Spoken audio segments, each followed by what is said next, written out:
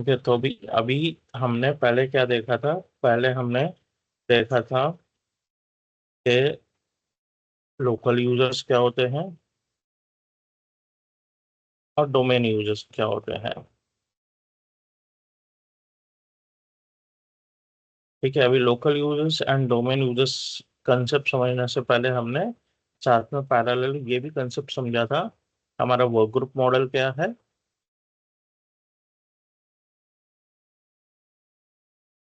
और domain model क्या है। ठीक है, वर्क ग्रुप मॉडल को हम पीयर टू पीयर मॉडल बोलते हैं और डोमेन मॉडल को हम क्लाइंट सर्वर मॉडल भी बोलते हैं। लोकल यूजर्स हमारे ज्यादातर वर्क ग्रुप मॉडल में यूज होते हैं, डोमेन यूजर्स हमारे डोमेन मॉडल में यूज होते हैं। ठीक है, उसके बाद हमने एक्टिव डायरेक्टरी देखा। एक्टिव डायरेक्टरी क्या है? हमने एक्टिव डायरेक्टरी का इंस्टॉलेशन देखा।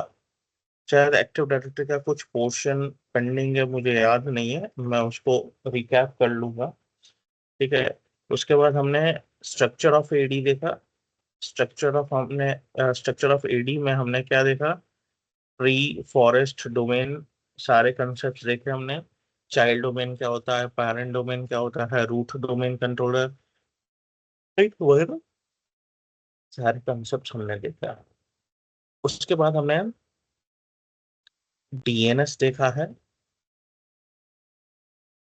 हमने ग्रुप्स देखे हैं लास्ट सेशन में। ग्रुप्स में हमने सिक्योरिटी ग्रुप, डिस्ट्रीब्यूशन ग्रुप, ठीक है, ये सारे ग्रुप्स देखे हैं। डीएनएस पूरा चैप्टर हमने कवर किया है। डीएचसीपी मुझे याद नहीं है, तो मैं आप लोगों से पूछना चाहूंगा क्या हमने डीएचसीपी चैप्टर कवर किया है? Yes, no? प्रदीप, जितेश, क्या हमने डीएचसीपी चैप्टर कवर किया है? डीएससीपी आई थिंक थोड़ा बहुत कवर किया था। डोरा प्रोसेस वगैरह? एक मिनट, तो हम क्या करते हैं, मैं मेरी मशीन ऑन कर देता हूँ तो हमको पता चल जाएगा वहाँ पे।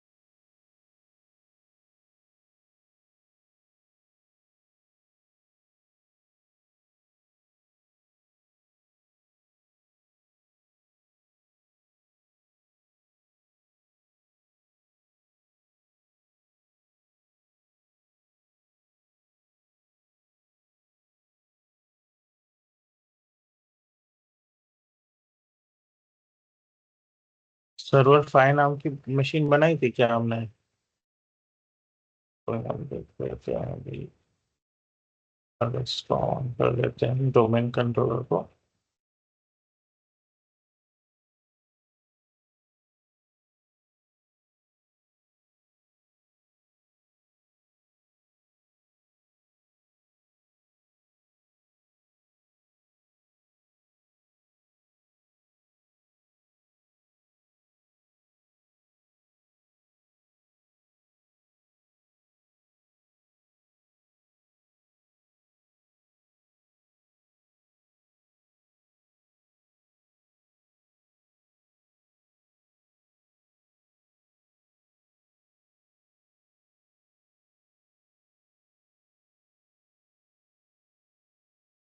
डीएचसीपी चैप्टर हमने कवर कर लिया है पूरा। हमने डीएचसीपी चैप्टर में पूरा प्रोसेस वगैरह देखा था, डीएचसीपी कैसे कॉन्फ़िगर करना है, स्कोप कैसे बनाना है, एड्रेस पूल, एक्सक्लूजन्स, लीजेस, रिजर्वेशन। ठीक है, उसके बाद हमने फिल्टरिंग भी स्टडी किया था। ठीक है, फिल्टरिंग एनेबल करके हमने फिल्टरिंग भी स्टडी किया था। डीएचसीपी का बैकअप और रिस्टोर का भी सेशंस देखा था हमने। ठीक है, डीएचसीपी का जब बैकअप लिया था फिर रिस्टोर किया था, डीएचसीपी हमने पूरा कवर कर लिया है। ठीक है, अभी एक मिनट मैं और एक मशीन ओपन करता हूँ। अभी मैंने वो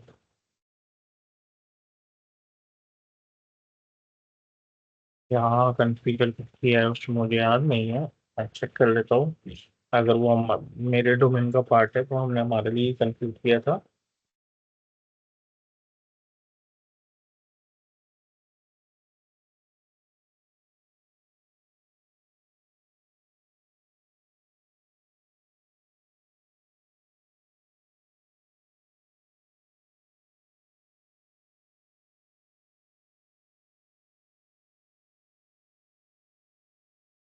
हाँ, ये मशीन हमारे ही एनवायरनमेंट का पार्ट है, तो मैं लॉग इन कर लेता हूँ।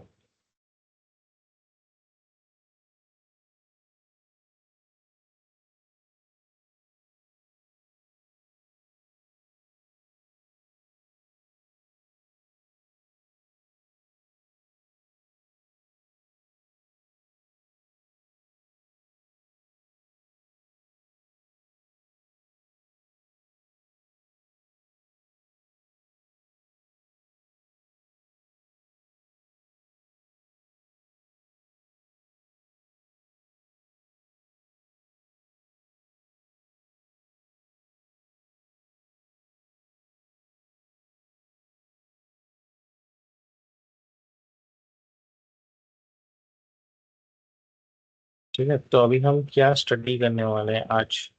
ठीक है, आज हम पढ़ेंगे एफएसएम रूल्स। आज हम पढ़ेंगे एफएसएम रूल्स।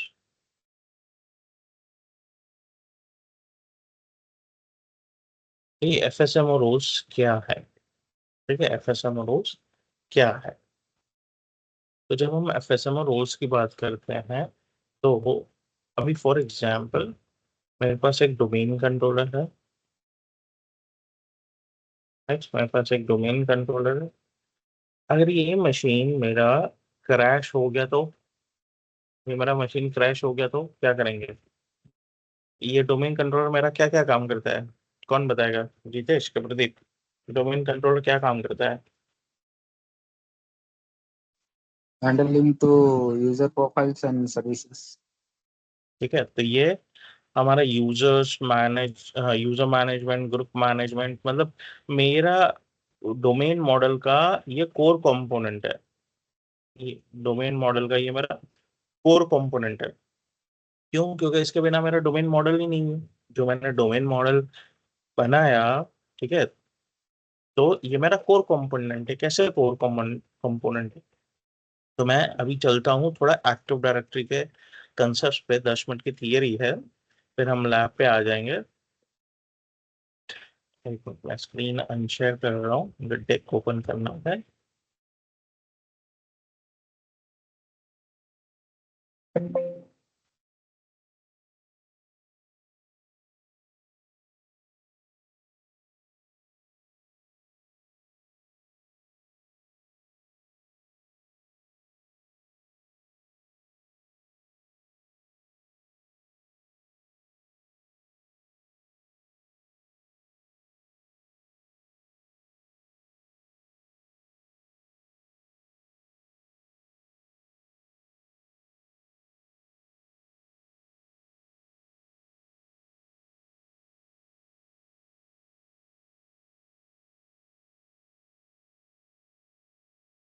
यस, मैं वापस स्क्रीन शेयर कर रहा हूँ। ठीक है, अभी हम अगर एक्टिव डायरेक्टरी की बात करें तो हमने वो ग्रुप मॉडल, जो पीयर टू पीयर मॉडल भी हम कहते हैं, देखा था। डोमेन मॉडल भी देखा था।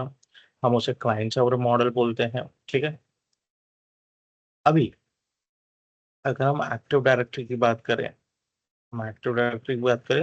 तो भी एक्टिव डायरेक्टरी क्या है, क्यों चाहिए मुझे एक्टिव डायरेक्टरी, क्या है उसके फीचर्स। हमने एक्टिव डायरेक्टरी का स्ट्रक्चर देख लिया है, इंस्टॉलेशन देख लिया है, मैंने एक्टिव डायरेक्टरी इंस्टॉल करके दिखा दिया, एक्टिव डायरेक्टरी का स्ट्रक्चर बता दिया। एक्टिव डायरेक्टरी के स्ट्रक्चर में हमने क्या देखा था, एक्टिव डायरेक्टरी के स्ट्रक्चर में हमने फॉरेस्ट क्या है, ट्री क्या है, डोमेन क्या है, ये सारा कंसेप्ट देखा था। रिमेम्बर, ये डायग्राम हमने देखा था। फिर हमने हमारा एनवायरनमेंट भी समझा था, कोरिलेट किया था उसके साथ। ठीक है, अभी मैं मेरे एनवायरनमेंट में अगर आता हूँ तो यहाँ पे मैं टूल्स, सॉरी,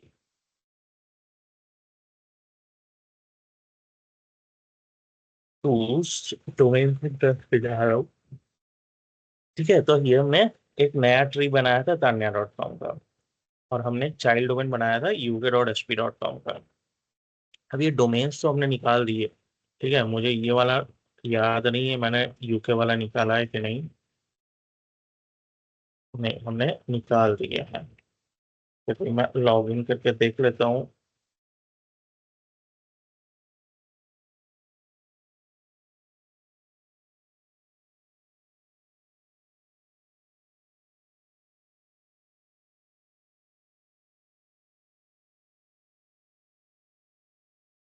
इसमें हमारा एक्टिव डायरेक्टरी डला हुआ है, जैसे डोमेन नंबर। इससे मैंने एडीसी बनाया था, राइट? यस, नो, एडीसी बनाया था मैंने इसे।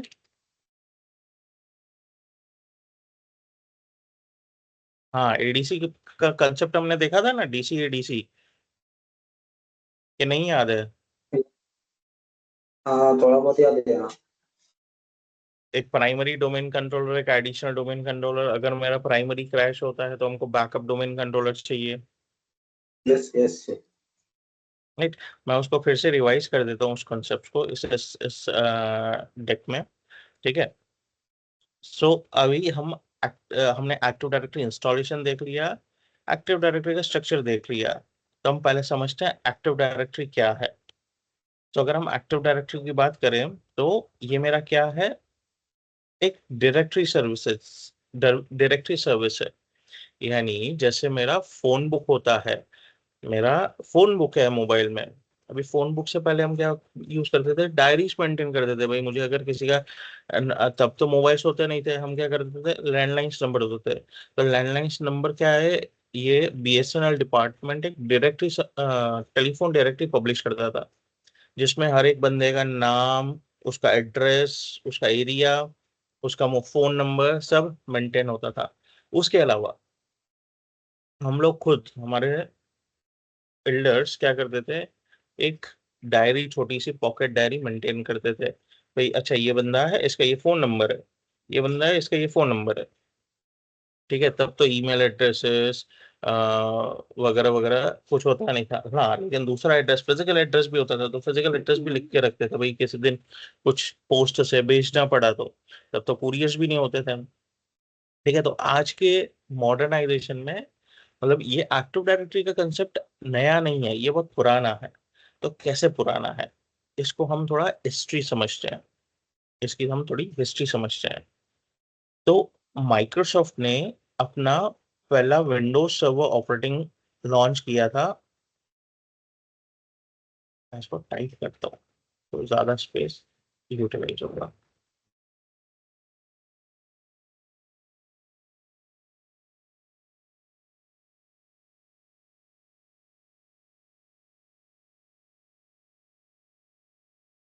जैसे हम विंडोज सर्वर 3.5 बोलते हैं।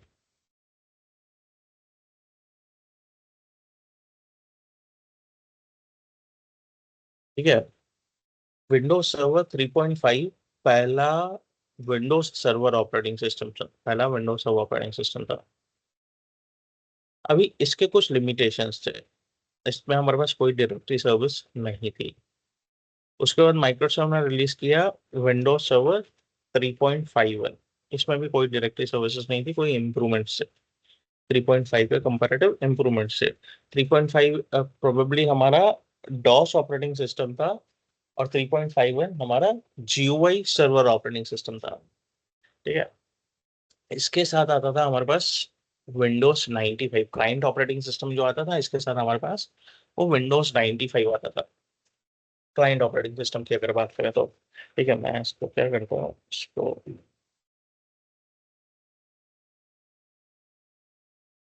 नहीं तो मैं क्लाइंट ऑपरेटिंग सिस्टम की लिस्ट अलग से बाद में बना के दिखाऊंगा।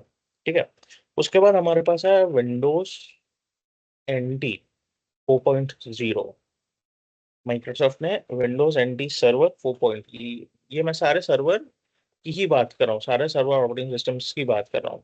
ठीक है, अगर इसका इंफॉर्मेशन और भी हम देखें तो मैं विकीपीडिया पे चलता हूँ।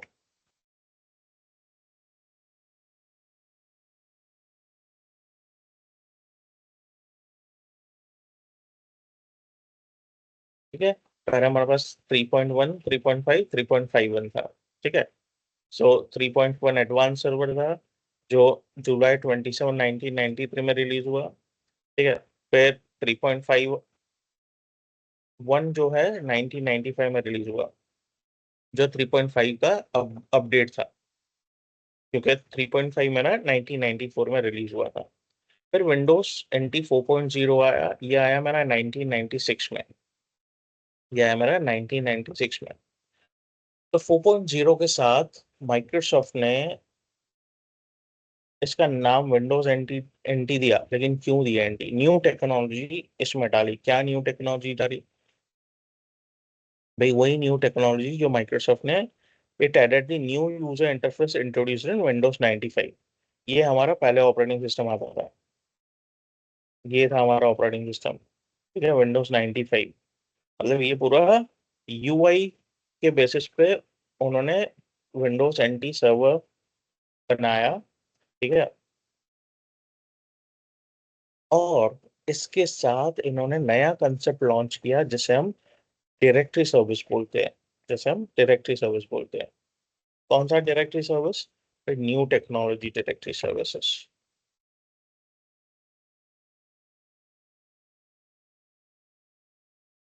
New technology directory services Microsoft ने डायरेक्टरी सर्विस दिया हमको, उसे हम न्यू टेक्नोलॉजी डायरेक्टरी सर्विसेज बोलते हैं। फिर माइक्रोसॉफ्ट है और इनोवेशन किया 4 साल तक। तो विंडोज 2000 सर्वर रिलीज किया गया in the year 2000, in the year 2000। अगर हम इस पे चले विकिपीडिया पे,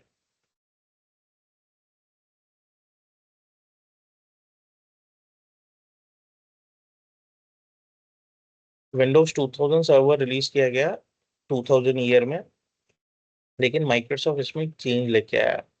इसने बोला है भाई, आप जो मेरे डायरेक्टरी सर्विसेज यूज करते हो मैं उसको चेंज कर रहा हूँ, उसको नाम दे रहा हूँ एक्टिव डायरेक्टरी सर्विसेज। उसको माइक्रोसॉफ्ट ने नाम दे दिया एक्टिव डायरेक्टरी सर्विसेज। और आज तक विंडोज सर्वर 2025 तक, Windows server 2025 last year release हो गया है। ठीक है, नवंबर में।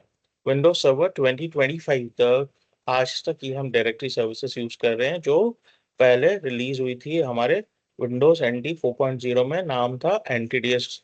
एनटीडीएस न्यू टेक्नोलॉजी डायरेक्टरी सर्विसेज। फिर विंडोज 2000 सर्वर में इस एक्टिव डायरेक्टरी को एक नया रूप दिया गया और इसे रिलीज किया गया, इसे रीनेम किया गया एक्टिव डायरेक्टरी सर्विसेज में। 2003 में भी सेम एक्टिव डायरेक्टरी सर्विसेज थी हमारे पास। हाँ, every version has a new improvements, her version में नए इम्प्रूवमेंट्स, नए फीचर्स ऐड किए गए हैं, लेकिन मोटा मोटा एक्टिव डायरेक्टरी सर्विसेज थी हमारे पास। माइक्रोसॉफ्ट ने बोला आप बहुत बोर हो गए हैं, तो मैं इसको तो फिर से रीनेम कर देता हूँ एक्टिव डायरेक्टरी डोमेन सर्विसेज। तो पहले जो एडीएस था वो एडीडीएस हो गया, एक्टिव डायरेक्टरी डोमेन सर्विसेज हो गया। और अभी भी आज भी विंडोज सर्वर 2025 में नेम है active directory domain services, active directory domain services. हाँ, अगेन ये with every version, her version के साथ इसमें नए फीचर्स, नए इम्प्रूवमेंट्स ऐड किए गए हैं। एक भी फीचर, सॉरी, एक भी वर्जन ऐसा नहीं होगा जिसमें कोई फीचर या कोई इम्प्रूवमेंट नहीं आया हो। तो ये 1996 से हम डायरेक्टरी सर्विसेज यूज कर रहे हैं, 1996 से हम डायरेक्टरी सर्विसेज यूज कर रहे हैं टिल द ईयर 2025। ठीक है, यानी सोचो ये कितना पुराना है। ये अभी ये कंसेप्ट हमारा ऑन प्रेमाइज का है, ये कॉन्सेप्ट हमारा ऑन प्रेम का है। अभी क्लाउड में माइक्रोसॉफ्ट ने इसको पहले नाम दिया था अज्योर एडी। अज्योर एडी था नाम, जो क्लाउड बेस्ड डायरेक्टरी सर्विसेज थी, जिसे आप मैनेज नहीं कर सकते, आप सिर्फ यूजर्स बना सकते हो, ग्रुप्स बना सकते हो, पॉलिसीज बना सकते हो, दैट्स ऑल। तो इसके चलते माइक्रोसॉफ्ट ने बोला भाई आपको फुल फ्लेज एक्टिव डायरेक्टरी चाहिए क्लाउड में, तो मैं दूंगा आपको Azure active directory domain services, AADS। ठीक है, जो मेरा यहाँ पे ADDS है वो यहाँ पे ADDS ही है, बस अज्योर ADDS है। लेकिन माइक्रोसॉफ्ट ने ऑन प्रेम को और अज्योर एडी को सेपरेट करने के लिए, ठीक है, लोग कंफ्यूज होते थे भाई ये सेम है क्या, ये अलग है क्या। नो डाउट फीचर इंप्रूवमेंट्स और बहुत कुछ चेंजेस करने के बाद माइक्रोसॉफ्ट ने 2023 में इन दोनों को रीनेम कर दिया। इसको कर दिया Microsoft Entra ID, Microsoft Entra ID, और इसको दे दिया Microsoft Entra ID directory services. Microsoft Entra directory services और माइक्रोसॉफ्ट एंट्रा आईडी रीनेम कर दिया। यानी ऑन प्रेम में जो हम अभी पढ़ रहे हैं उसमें हम आज भी एक्टिव डायरेक्टरी डोमेन सर्विसेज ही बोलते हैं। ठीक है, क्लाउड बेस्ड सर्विसेज हमारे पास दो है। अगर मैं क्लाउड बेस्ड सर्विसेज की बात करूं तो माइक्रोसॉफ्ट एंट्रा आईडी, ठीक है, तो ये हमारा फॉर्मली अज्योर एडी है। मैं प्राइसिंग में पे जाऊं तो हमको, sorry sorry, Entra ID versus Microsoft Entra domain services.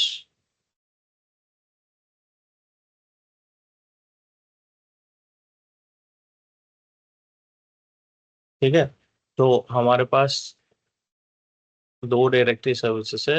एक है, सॉरी लिंक काम का नहीं है,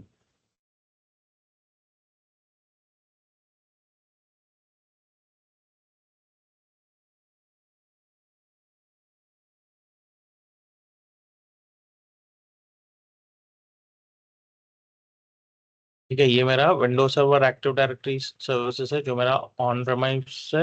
ये माइक्रोसॉफ्ट एंट्रा आईडी है, एंट्रा आईडी जैसे मैंने अभी बोला अज्योर एडी सर्विसेज। ठीक है, इसके अलावा हमारे पास एक एंट्रा डोमेन सर्विसेज है,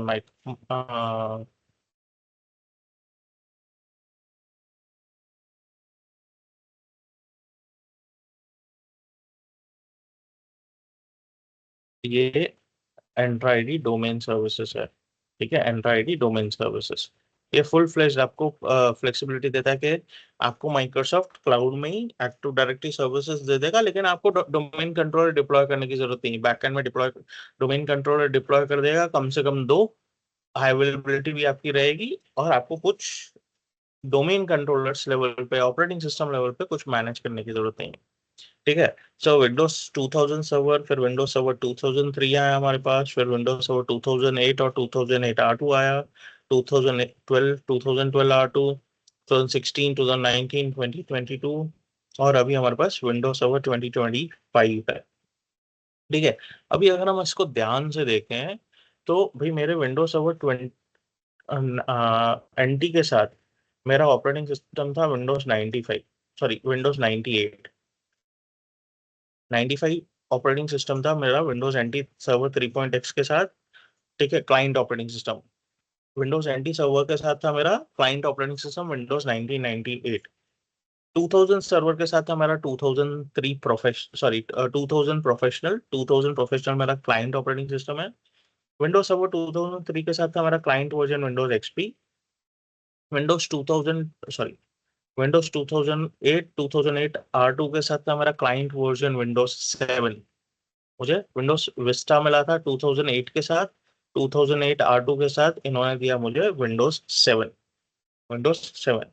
फिर 2012 के साथ माइक्रोसॉफ्ट क्लाइंट ऑपरेटिंग सिस्टम लेके आया विंडोज 8, और 2012 R2 के साथ लिए लेके आया विंडोज 8.1। फिर 2016 के लिए 2016 के लिए हमारे पास था विंडोज 10, 19 के लिए भी 10 था, और 2022 के लिए माइक्रोसॉफ्ट ने रिलीज किया विंडोज 11, विंडोज 11, और 2025 के लिए भी हमारे पास है क्लाइंट ऑपरेटिंग सिस्टम विंडोज 11। तो माइक्रोसॉफ्ट जब भी कोई सर्वर ऑपरेटिंग सिस्टम रिलीज करता है, वो साथ में क्लाइंट ऑपरेटिंग सिस्टम का वर्जन रिलीज करता है, वो दोनों को अलग अलग रिलीज नहीं करता है। तो एक शॉर्ट हिस्ट्री है हमारे Windows server, client operating system और एक्टिव डायरेक्टरी की। अभी ठीक है, जब हम लोकल मशीन पे वर्क ग्रुप मॉडल में लोकल यूजर्स होते हैं, लोकल मशीन्स होती हैं, ठीक है, तो उस पे ये लोकल यूजर्स का डेटा कौन से डेटाबेस में स्टोर होता है, तो उसे हम बोलते हैं सैब, security accounts manager. Security accounts manager work group model में जो मेरे लोकल मशीन्स होते हैं उस पे हम लोकल यूजर्स बनाते हैं, तो वो भी कहीं स्टोर होंगे, उनका डेटा भी कहीं स्टोर होगा, भाई यूजर नेम है, पासवर्ड है, तो उसका डेटाबेस है सैम, सिक्योरिटी अकाउंट्स मैनेजर। इसी तरह डोमेन मॉडल में हमारे डोमेन मशीन्स होते हैं, ठीक है, डोमेन यूजर्स डोमेन मशीन्स पे लॉग इन करते हैं, तो इन सब का डेटाबेस कहाँ स्टोर होगा, ठीक है, तो इन सब का डेटाबेस का फाइल नेम है ntds.dit, ntds.dit, new technology directory services dot directory information tree, ये डेटाबेस का नाम है, ये फाइल नेम है। जो ये फाइल हमको मिलती है सी विंडोज एनटीडीएस के फोल्डर के अंदर, सी ड्राइव के अंदर हमारा विंडोज का फोल्डर है, विंडोज के अंदर हमारा एनटीडीएस का फोल्डर है, एनटीडीएस के फोल्डर के अंदर हमको ये फाइल मिलती है। इसी फाइल के अंदर सारा इंफॉर्मेशन रहता है, इसी फाइल के अंदर हमारा इंफॉर्मेशन रहता है। अगर मैं मेरे डोमेन कंट्रोलर पे चलूँ, ठीक है, ये मेरा डोमेन कंट्रोलर है, लॉग इन करते हैं हम, ठीक है, इसको मिनिमाइज करते हैं, हम चलते हैं दिस पीसी सी विंडोज, इसके अंदर हमारा एनटीडीएस का फोल्डर रहेगा, एनटीडीएस का फोल्डर है, ठीक है, और ये मेरे पास ntds.dat की फाइल है, जिसकी साइज है 18 MB, 18 MB है। अभी इसमें हमने रैंडली कुछ यूजर्स बनाए, कुछ ग्रुप्स बनाए, फिर भी 18 MB की साइज है, फिर भी 18 MB की साइज है। 18 MB की साइज छोटी नहीं होती, और के बड़े बड़े ऑर्गेनाइजेशंस में इस फाइल की साइज जीबीज में भी होती है, ठीक है, जीबीज में, क्योंकि जो भी है मेरा यही फाइल है। इसका मतलब ये नहीं है कि मैं ये फाइल कॉपी करके रख दूं, मेरा एक्टिव डायरेक्टरी क्रैश हो गया तो मैं ये फाइल वापस पेस्ट कर दूं, उससे काम नहीं चलेगा, उससे काम नहीं चलेगा, हमको प्रॉपर बैकअप लेना पड़ेगा, ठीक है, वो हम बैकअप के चैप्टर में समझेंगे, अभी उसको पार्क रखते हैं साइड में, ठीक है। तो ये मेरा न्यू टेक्नोलॉजी डायरेक्टरी सर्विसेज है। अभी जब मैंने एक मशीन लिया, उस पर active directory domain services install किया मैंने, और उसको मैंने कॉन्फ़िगर किया, ठीक है, तो ये बन गया मेरा डोमेन कंट्रोलर, ये बन गया मेरा डोमेन कंट्रोलर। अभी अगर ये मेरा डोमेन कंट्रोलर क्रैश हो गया, जिस पे मेरे सारे यूजर्स, क्योंकि सेंट्रल कंपोनेंट है, मेरे डोमेन का सेंट्रल कंपोनेंट है, ठीक है, मेरे सारे डोमेन के मशीन्स इसके साथ कनेक्टेड है, सारे डोमेन यूजर्स इसमें क्रिएटेड है, सारे शेयर्ड फोल्डर्स का परमिशन इसके थ्रू होता है, सारे ग्रुप पॉलिसीज इसके थ्रू पुश होते हैं, ठीक है। तो अगर ये मेरा कंपोनेंट क्रैश हो गया, तो मेरा सारा नेटवर्क बैठ जाएगा, मेरे सारे यूजर्स बैठ के मूवीज देखेंगे या अपनी गर्लफ्रेंड के साथ बात करेंगे, ठीक है, तो क्या होगा, नॉन प्रोडक्टिविटी, नॉन प्रोडक्टिविटी, ठीक है, प्रोडक्शन लॉस है हमारा। तो हम क्या कर सकते हैं, एक और नया मशीन लेके हम इस पे भी एक्टिव डायरेक्टरी डिप्लॉय कर सकते हैं, ठीक है। लेकिन जब हम अभी एक्टिव डायरेक्टरी कॉन्फ़िगर करेंगे इस पे, तो हम नया एक्टिव डायरेक्टरी, नया फॉरेस्ट नहीं बनाएंगे, हम बोलेंगे add a domain controller to an existing domain. हमारे पास एग्जिस्टिंग डोमेन बना हुआ है, ठीक है, हमने जब first time active directory install की तो हमारा एग्जिस्टिंग डोमेन बना sp.com का, और उसी डोमेन में हमने इस डोमेन कंट्रोलर को ऐड कर दिया, यानी ये मेरा डोमेन कंट्रोलर तो है ही, ये मेरा डोमेन कंट्रोलर है क्योंकि मेरे इस मशीन पे एक्टिव डायरेक्टरी इंस्टॉल्ड है और कॉन्फ़िगर्ड है, तो हम इसे बोलते हैं एडिशनल डोमेन कंट्रोलर। हम इसे बोलते हैं एडिशनल डोमेन कंट्रोलर। ये मेरा एडिशनल डोमेन कंट्रोलर है। ठीक है, मैं इस डायग्राम पे वापस आ जाता हूँ। इसे हम बोलते हैं एडिशनल डोमेन कंट्रोलर।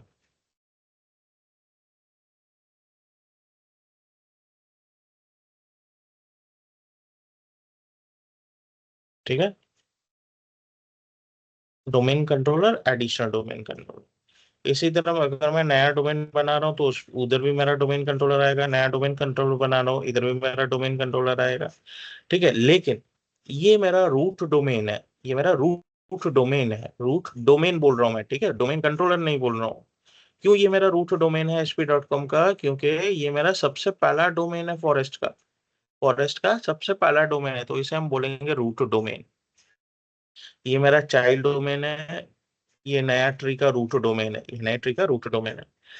ठीक है, अभी जो मेरा रूट डोमेन का फर्स्ट डोमेन कंट्रोलर होगा, जो एडिशनल डोमेन कंट्रोलर नहीं है, जो प्राइमरी डोमेन कंट्रोलर है, उसे हम बोलते हैं आरडीसी, रूट डोमेन कंट्रोलर। ये रूट डोमेन हुआ, ये मेरा रूट डोमेन हुआ, ये मेरा रूट डोमेन कंट्रोलर हुआ। इसी तरह दूसरा डोमेन होगा, दूसरा चाइल्ड होगा। ठीक है, दूसरा चाइल्ड डोमेन है, उसमें भी मेरा एक प्राइमरी डोमेन कंट्रोलर होगा और यहाँ पे भी मेरे पास एडिशनल डोमेन कंट्रोलर हो सकता है। यहाँ पे भी मेरे पास एडिशनल डोमेन कंट्रोलर हो सकता है नए ट्री के डोमेन में। तो ये तो मेरा एडिशनल डोमेन कंट्रोलर है, यानी ये मेरा सेकेंडरी डोमेन कंट्रोलर है, प्राइमरी नहीं है। यही मेरा प्राइमरी है, जो मेरा फर्स्ट डोमेन कंट्रोलर होगा उस डोमेन में। उस डोमेन में जो भी मेरे एक डोमेन है, 10 डोमेन है, 50 डोमेन है, रूट डोमेन के अलावा जितने भी डोमेन होंगे, जितने भी डोमेन्स होंगे, उसमें जो भी फर्स्ट डोमेन कंट्रोलर होगा मेरा, वो पीडीसी होगा, प्राइमरी डोमेन कंट्रोलर। लेकिन मेरा जो रूट डोमेन होगा उसका ये प्राइमरी डोमेन कंट्रोलर है, लेकिन ये पूरे फॉरेस्ट का भी प्राइम फर्स्ट डोमेन कंट्रोलर है, इसलिए हम इसे रूट डोमेन कंट्रोलर बोलते हैं। इसे हम रूट डोमेन कंट्रोलर बोलते हैं। ठीक है, अभी हम थोड़ा एक्टिव डायरेक्टरी को इसको साइड में रख देता हूँ। ठीक है, तो मेरा एक्टिव डायरेक्टरी एक डायरेक्टरी सर्विसेज से जो इंफॉर्मेशन स्टोर करता है सारे यूजर अकाउंट्स की, शेयर्ड रिसोर्सेज की नेटवर्क की। एक centralise hierarchical data directory database है। सेंट्रलाइज्ड है क्यों? क्योंकि मैं सेंट्रली सब कुछ मैनेज कर सकता हूँ, और इसमें एक डेटाबेस होता है जिसे हम entities.dat बोलते हैं, जो डोमेन कंट्रोलर पे स्टोर होता है, वो भी हमने देख लिया। ठीक है, और ये बेस्ड है एलडैप प्रोटोकॉल पे। एलडैप प्रोटोकॉल, एलडैप से पहले आता था डैप, डायरेक्टरी एक्सेस प्रोटोकॉल। लेकिन डायरेक्टरी एक्सेस प्रोटोकॉल मेरा ओएसआई लेयर्स पे काम करता था, हम प्रैक्टिकली ओएसआई लेयर्स यूज में नहीं लेते हैं। हमारा जो नेटवर्क है टीसीपी/आईपी लेयर्स पे काम करता है।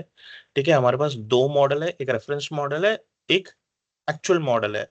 एक्चुअल मॉडल को हम बोलते हैं टीसीपी/आईपी मॉडल, जिसे हम यूज करते हैं, जिसमें 4 लेयर्स होती है।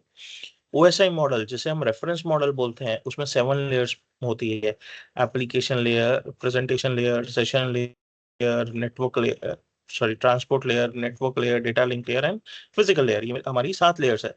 तो ये मेरे ओएसआई मॉडल की है, जो एक मेरा रेफरेंस मॉडल है। हम उसे यूज नहीं करते, हम यूज कैसे करते हैं? हम टीसीपी/आईपी मॉडल को यूज करते हैं, उसमें 4 लेयर्स है। लेकिन जो मेरा डैप था, डायरेक्टरी एक्सेस प्रोटोकॉल, एलडैप से पहले डैप, वो मेरा काम करता था ओएसआई मॉडल पे। तो उसमें क्या होता था, बहुत सारे एक्सेस नेटवर्क ट्रैफिक जनरेट होता था। तो ये सारा चैलेंज देखते हुए IEEE ने एक नया इम्प्रोवाइजेशन किया डैप में, जिसे हम एलडैप बोलते हैं, lightweight direct access protocol. तो उन्होंने क्या किया, उन्होंने डैप जो मेरा ओएसआई मॉडल पे काम करता था, उसको इम्प्रोवाइज करके एलडैप मॉडल पे कर दिया, सॉरी टीसीपी/आईपी मॉडल पे कर दिया। तो जो एक्सेसिव ट्रैफिक जनरेट होता था, उसका एलिमिनेशन हो गया, यानी वो लाइट वेट हो गया। इसे हम बोलते हैं LDAP, lightweight direct access protocol. और ये यूज करता है कर्बरस प्रोटोकॉल, जो ऑथेंटिकेशन के लिए यूज करते हैं। अभी कर्बरस माइक्रोसॉफ्ट का प्रोटोकॉल नहीं है, ये थर्ड पार्टी प्रोटोकॉल है, जिसे हम ऑथेंटिकेशन के लिए यूज करते हैं। गूगल जैसे डायरेक्टरी सर्विसेज भी इसे यूज करती है।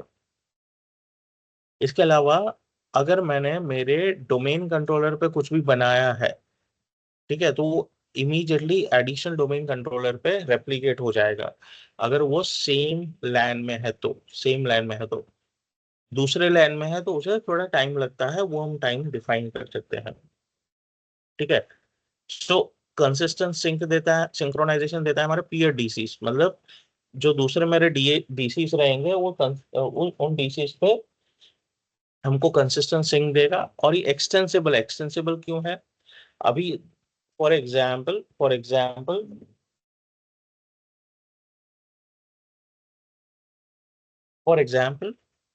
भाई मैं मेरे डोमेन में एक्सचेंज सर्विसेज डाल रहा हूँ, ईमेल सर्विसेज।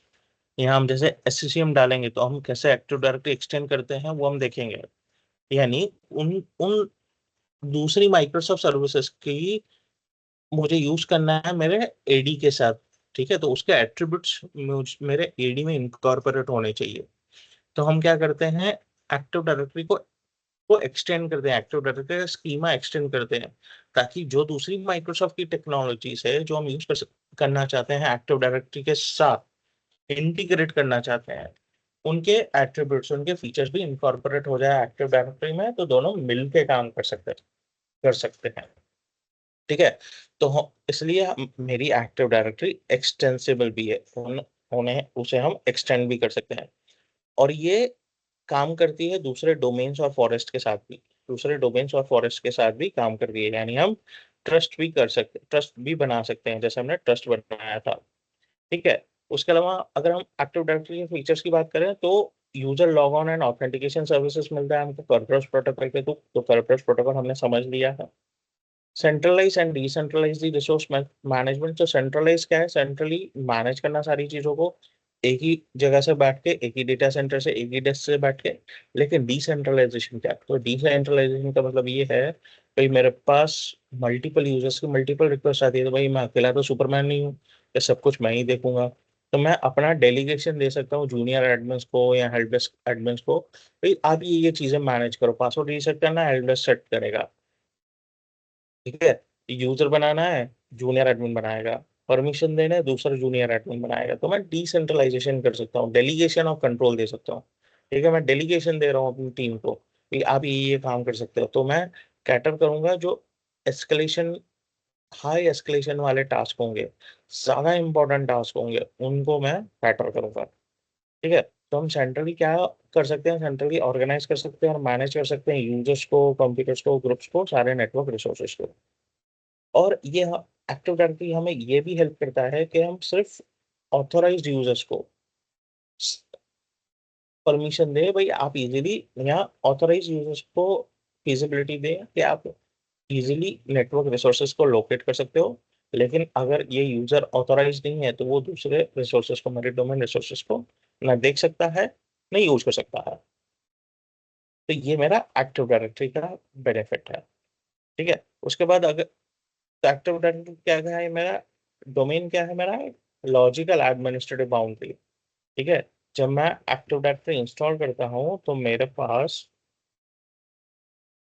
ऑटोमेटिकली एक डोमेन बाउंड्री बन जाता है।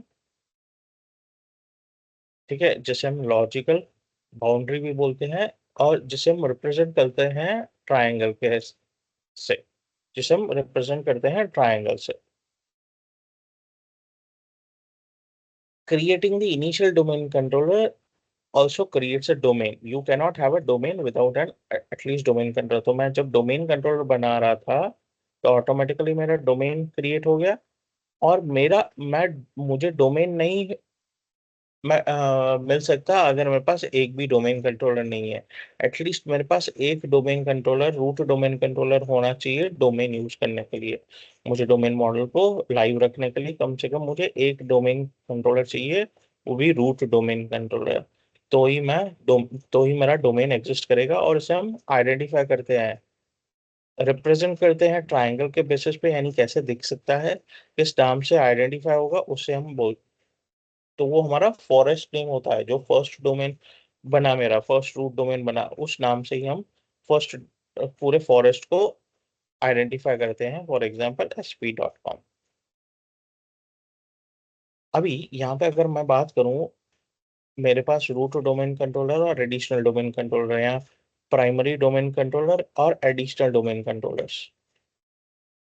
ठीक है, फॉर एग्जाम्पल यहाँ पे भी मेरा एडिशनल डोमेन कंट्रोलर है इस डोमेन में, और एक प्राइमरी डोमेन कंट्रोलर है यहाँ पे। ये मेरा रूट डोमेन कंट्रोलर है फॉरेस्ट के लिए, और इस डोमेन के लिए ये मेरा प्राइमरी डोमेन कंट्रोलर भी है।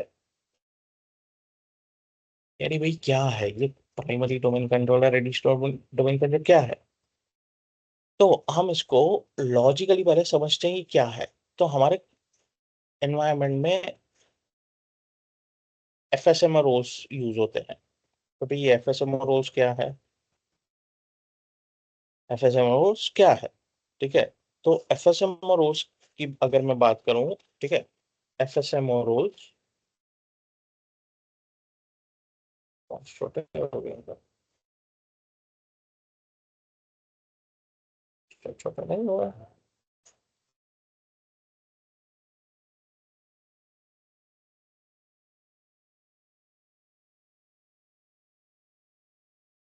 अभी एफएसएमओज क्या है? तो एफएसएमओज का मतलब है flexible single master operation role. Flexible single master operation role. तो भाई ये क्या काम करते हैं? ठीक है, तो हम इसे इस तरह समझते हैं कि भाई समझो, चलो, ये मेरा एनवायरनमेंट है। ठीक है, समझो ये मेरा अहमदाबाद सिटी है। ये मेरा अहमदाबाद सिटी है। अभी अहमदाबाद में अहमदाबाद में कितने पुलिस कमिश्नर रहेंगे? एक या दो या 10? कितने पुलिस कमिश्नर रहेंगे हमारे पास? No idea sir. ChatGPT से पूछो, गूगल से पूछो, कितने कमिश्नर रहेंगे। ठीक है, कोई भी शहर का एक ही पुलिस कमिश्नर होता है, जिसे हम सिटी पुलिस कमिश्नर होते हैं बोलते हैं। यहाँ हमने कभी ऐसा नहीं बोला होगा सारंगपुर कमिश्नर, अ, ठीक है, Thaltej commissioner, Chandkheda commissioner. Ahmedabad commissioner होगा, अहमदाबाद पुलिस कमिश्नर होगा, यानी वो शहर का पुलिस कमिश्नर है, किसी एरिया का नहीं। तो एरिया का कौन होगा भाई? एरिया का तो इंस्पेक्टर होगा, सीआई होगा, सर्कल इंस्पेक्टर होगा। उस सर्कल का इंचार्ज है सर्कल इंस्पेक्टर। ठीक है, यहाँ पुलिस कमिश्नर को कौन रिपोर्ट करेगा? तो पुलिस कमिश्नर को रिपोर्ट करने वाले तो इंस्पेक्टर्स रहेंगे। भाई इस एरिया का इंस्पेक्टर है, इस एरिया का इंस्पेक्टर है, इस एरिया का इंस्पेक्टर, एरिया के हिसाब से होते हैं। तो पुलिस कमिश्नर भी एरिया के हिसाब से होता है, लेकिन सिटी के हिसाब से होता है। ठीक है, और जो इंस्पेक्टर होता है वो स्पेसिफिक उस सिटी का कोई एरिया का इंस्पेक्टर होता है। तो इसी तरह ये समझो मेरा पुलिस कमिश्नर है, ये मेरा पुलिस कमिश्नर है, ये मेरा कोई एरिया का इंस्पेक्टर है, ये एरिया का इंस्पेक्टर है। तो इस इंस्पेक्ट ये अगर इंस्पेक्टर छुट्टी पे गया तो क्या काम बंद हो जाएगा क्या? इंस्पेक्टर अगर छुट्टी पे नहीं गया सर।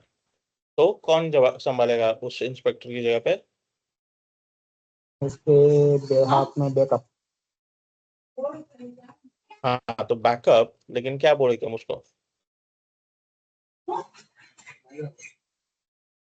इंस्पेक्टर ही कोई अरेंज करेंगे वो लोग। ठीक है, सब इंस्पेक्टर होगा, हम्म। या ये सीनियर इंस्पेक्टर होगा और ये इंस्पेक्टर होगा।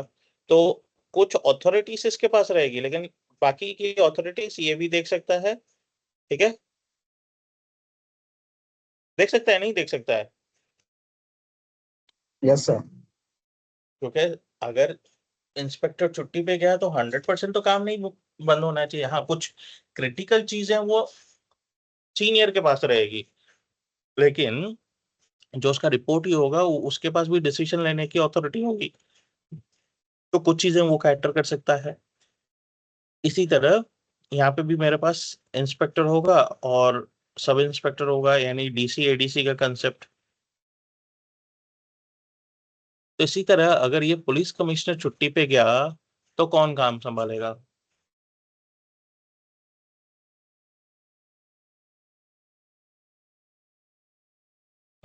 तो कौन संभालेगा काम?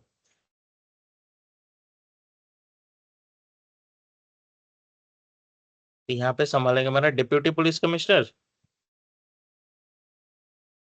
या assistant police commissioner, correct? Yes sir.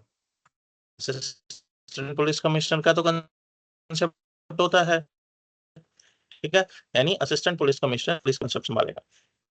अभी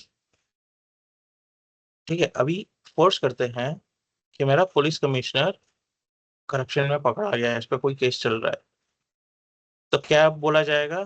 भाई तू अपना charge AC assistant police commissioner को दे दे या एसीपी को दे दे, असिस्टेंट कमिश्नर ऑफ पुलिस को दे दे। बोलते हैं कि नहीं, हम मूवीज में भी देखते हैं, करेक्ट? Yes sir. ठीक है, यहाँ डिप्यूटी पुलिस कमिश्नर होगा, एसीपी नहीं है, डिप्यूटी पुलिस कमिश्नर है, तो भाई अपना का चार्ज डिप्यूटी पुलिस कमिश्नर को दे दो या डिप्यूटी कमिश्नर ऑफ डीसीपी को दे दो। ठीक है, ये एसीपी है, assistant commissioner of police, DCP है, डिप्यूटी कमिश्नर ऑफ पुलिस, और एक कमिश्नर ऑफ पुलिस है। तो कमिश्नर ऑफ पुलिस सबसे हायर रैंक पे आएगा, कमिश्नर ऑफ पुलिस के नीचे डीसीपी आएगा, deputy police commissioner, and deputy commissioner of police DCP, और डीसीपी के नीचे आएंगे असिस्टेंट कमिश्नर ऑफ पुलिस। ठीक है, अभी फर्ज करो, तो मतलब क्या, अगर मेरा पुलिस कमिश्नर करप्शन में पकड़ा गया है, ठीक है, तो वो चार्ज दे सकता है दूसरे कमिश्नर को, जिसे हम ट्रांसफर बोलते हैं, एफएसएमओ रोल ट्रांसफर बोलते हैं। यानी पुलिस कमिश्नर और assistant police commissioner, deputy police commissioner में कुछ तो अथॉरिटी का डिफरेंस होगा, यस, कि दोनों दोनों के पास सेम अथॉरिटी है, कुछ फर्क होगा, कुछ कमिश्नर ऑफ पुलिस के पास ज्यादा रहेंगी अथॉरिटीज, ज्यादा रहेंगी कि नहीं रहेंगी अथॉरिटी?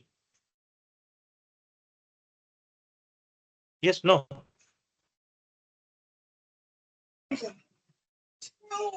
क्या ज्यादा है?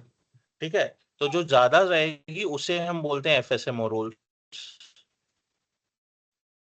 इसी तरह असिस्टेंट और सब इंस्पेक्टर के पास क्या अथॉरिटी ज्यादा रहेगी, उसे ही हम बोलते हैं एफएसएमओ रोल्स, उसे ही बोलते हैं एफएसएमओ रोल्स। जो अथॉरिटी मेन डोमेन कंट्रोलर के पास, पीडीसी के पास रहेगी, प्राइमरी डोमेन कंट्रोलर के पास और रूट डोमेन कंट्रोलर के पास, वो है एफएसएमओ रोल्स। यानी इसलिए ही हम इसे आरडीसी बोलते हैं, और इसलिए एडीसी, या पीडीसी बोलते हैं और एडीसी बोलते हैं, इसलिए ये मेरा प्राइमरी है, इसलिए मेरा ये एडिशनल, ये बैकअप है, बैकअप है। अगर हम चल के डोमेन कंट्रोलर पे देखें स्टेटस, ये मेरा डोमेन कंट्रोलर है, तो मुझे अगर देखना है, मेरे पास मल्टीपल असिस्टेंट पुलिस कमिश्नर हो सकते हैं, एक ही कमिश्नर होगा लेकिन उसके नीचे 20 असिस्टेंट कमिश्नर ऑफ पुलिस हो सकते हैं। ठीक है, 20 असिस्टेंट कमिश्नर हो सकते हैं, 10 असिस्टेंट कमिश्नर हो सकते हैं, 5 हो सकते हैं। इसी तरह मेरे प्राइमरी डोमेन कंट्रोलर के अंदर 5 एडीसी, 10 एडीसी, 50 एडीसी, 100 एडीसी भी हो सकते हैं। तो मैं पहचानूंगा कैसे भाई? ये मुझे पता है ये डोमेन कंट्रोलर मशीन है, लेकिन ये एडीसी है कि पीडीसी, मुझे कैसे पता चलेगा? मुझे कैसे पता चलेगा? तो उसके लिए हमारे पास एक कमांड है, हम चलते हैं कमांड रन करते हैं।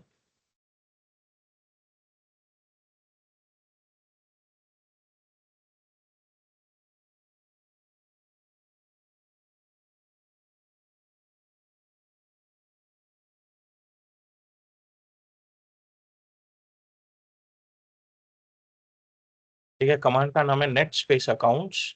तो अगर यहाँ पे देख रहे हैं तो यहाँ पे आ रहा है मेरा role primary, computer role primary, यानी ये मेरा डोमेन कंट्रोलर है और प्राइमरी डोमेन कंट्रोलर है। इसी तरह अगर मैं जाऊं इस मशीन पे, ठीक है, इस मशीन पे जिसको हमने एडिशनल डोमेन कंट्रोलर बनाया, तो मुझे कैसे पता चल गया ये एडिशनल डोमेन कंट्रोलर है? यहाँ पे तो, यहाँ से तो मेरे को दिख रहा है भाई एडी और डीएनएस इंस्टॉल है, कॉन्फ़िगर है, मैं यहाँ से जाके एडी पे काम भी कर सकता हूँ, यहाँ पे यहाँ से जाके एक्टिव डायरेक्टरी पे काम भी कर सकता हूँ। तो ये डोमेन कंट्रोलर मुझे पता है, ठीक है। और यहाँ पे दिखा भी रहा है, हमने देखा था 2 डोमेन कंट्रोलर, यहाँ पे दिखा भी रहा है 2 डोमेन कंट्रोलर, एक मेरा लंडन डीसी, एक डी मेंबर 01 मशीन। तो ये मैं डी मेंबर 01 मशीन पे हूँ, ये मैं डी मेंबर 01 मशीन पे हूँ, लेकिन यही मेरा डोमेन कंट्रोलर है। और कौन सा है, प्राइमरी है क्या एडिशनल है, कैसे पता चलेगा? तो अगर मैं इसके भी कमांड में जाऊं, ठीक है, इसको भी मैं फॉन्ट्स चेंज कर देता हूँ।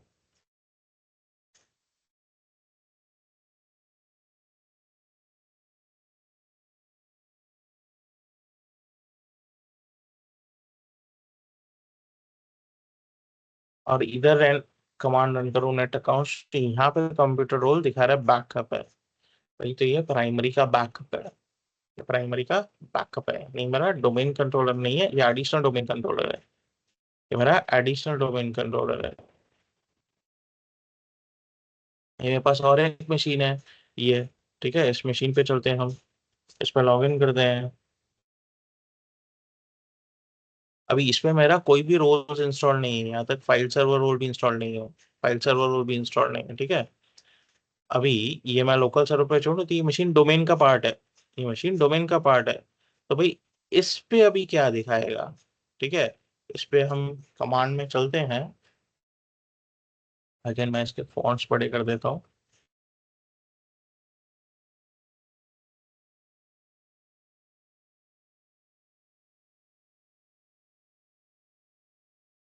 इस पे मैं रन करूँ नेट अकाउंट्स, तो इस पे भी क्या दिखा रहा है, इस पे तो सिर्फ सर्वर दिखा रहा है।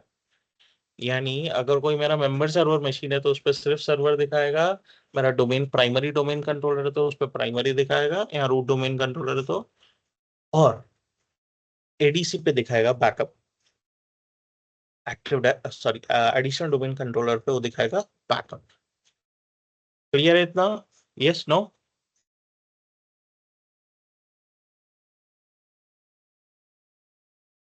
Yes Pradeep, yes sir, yes sir. Jitesh भाई?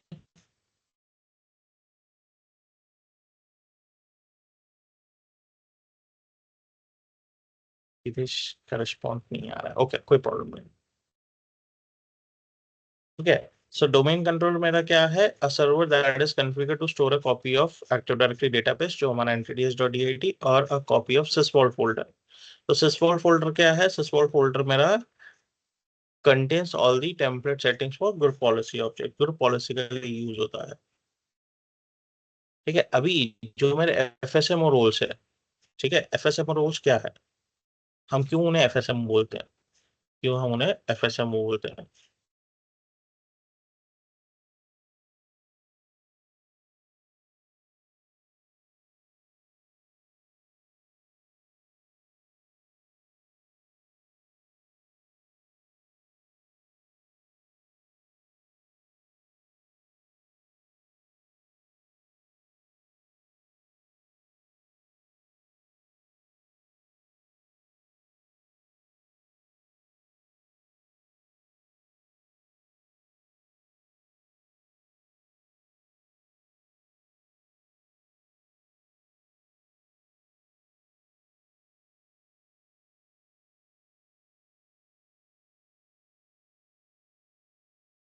ठीक है, हम रोल्स ऑफ एक्टिव डायरेक्टरी बोलते हैं, या ऑपरेशन मास्टर्स बोलते हैं, या ऑपरेशन मास्टर रूल्स, या एफएसएमओ रूल्स, एक ही बात है।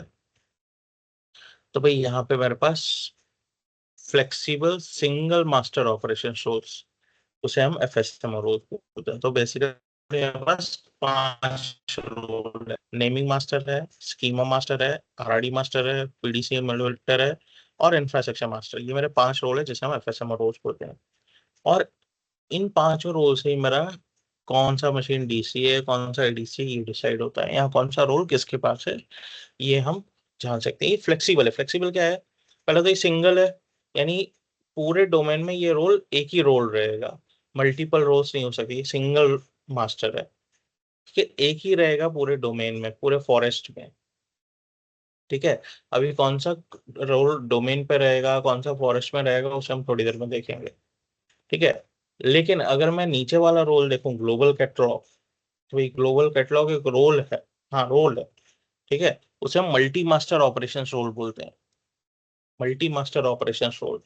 तो अगर हम याद करें, हम जब एडीसी इंस्टॉल कर रहे थे, कॉन्फ़िगर कर रहे थे एडिशनल डोमेन कंट्रोलर, तो हमने ग्लोबल कैटलॉग सर्वर नहीं दिया था उस पे, उसको ग्लोबल कैटलॉग सर्वर नहीं दिया था, ठीक है। उसको हमने नॉर्मल डोमेन कंट्रोलर ही बनाया था, जीसी सर्वर नहीं बनाया था। अगर हम ये देखें तो मेरा लंदन डीसी जीसी सर्वर है, ग्लोबल कैटलॉग सर्वर है। तो इस मशीन को भी मैं डोमेन कंट्रोलर, इसको भी मैं जीसी सर्वर बना सकता हूँ। कैसे जीसी सर्वर बना सकता हूँ? मेरे को सिंपली क्या करना है, टूल्स में जाना है, active directory sites and services में जाना है, साइट्स को एक्सपांड करना है, मेरे लंदन साइट को एक्सपांड करना है, सर्वर्स को एक्सपांड करना है। तो यहाँ पे मेरे पास डोमेन मेंबर मशीन है, उसको एक्सपांड करना है, एंटिटी सेटिंग्स में जाना है, राइट क्लिक, प्रॉपर्टीज, और ये ग्लोबल कैटलॉग अनचेक्ड है, मैं इसको चेक कर दूंगा, यानी ये भी ग्लोबल कैटलॉग बन जाएगा। मैं अप्लाई कर देता हूँ और ओके कर देता हूँ। मैं आ जाऊँ इस स्क्रीन को, ठीक है। अब ये डीसी है, इसको रिफ्रेश कर देता हूँ, बन गया मेरा जीसी सर्वर। यानी 2 जीसी सर्वर बन गए, 2 ग्लोबल कैटलॉग सर्वर बन गए। डोमेन कंट्रोलर तो है, डोमेन कंट्रोलर तो मेरा बेसिक काम है, उसके अलावा मेरे पास काम हो सकते हैं डोमेन कंट्रोल पे, ठीक है। तो ये मेरे जीसी सर्वर भी बन गए, 2 जीसी सर्वर, यानी मेरे पास 2 ग्लोबल कैटलॉग सर्वर से एक फेल होता है तो दूसरा अवेलेबल है। तो भाई ग्लोबल कैटलॉग का काम क्या है? मल्टी मास्टर ऑपरेशन रोल है। तो हम एक एक करके इन सारे रोल्स का कंसेप्ट समझेंगे, भाई हर एक रोल क्या काम करता है, ठीक है। तो 10 बज रहे हैं, 9:50 हुआ है, हम 10 मिनट का ब्रेक लेते हैं, फिर आके इनको समझते हैं कि ये हर एक रोल क्या क्या काम करता है, ठीक है। यस। Okay, sir. ठीक है सर। Okay.